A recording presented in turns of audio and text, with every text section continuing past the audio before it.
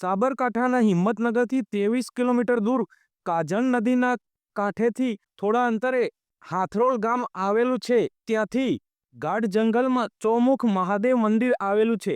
સંવંતના 6થા સૈકાથી માંડીને 14મા સૈકા સુધીના ખંડિયેરો ધરાવતું પુરાણા હાડાપુર ગામના વિસ્તારથી થોડા અંતરે હાલનું હાથરોળ વસેલું છે.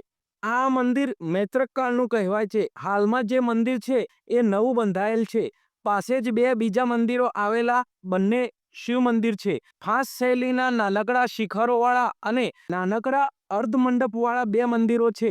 મુખ્ય મંદિર ચોમુખ મહાદેવ પ્રાચીન મંદિર છે. મંદિરની વિશેષતા એ છે કે આ મંદિરને 4 દરવાજા છે. આવું ભાગ્યે જ જોવા મળે છે. તથા અહીંના શિવલિંગને પણ ચારે દિશામાં 4 મુખ કોતરેલા છે. આવું દિવ્ય અને તેજોમય શિવલિંગ ભાગ્યે જ કોઈ જગ્યાએ હશે. ગુજરાતમાં આ પ્રકારનું એકમાત્ર શિવ મંદિર હોવાનું મનાય છે. અહીં પાસે જ એક કુંડ આવેલ છે. આ ગામમાં 2 પુરાણી વાવો પણ આવેલી છે.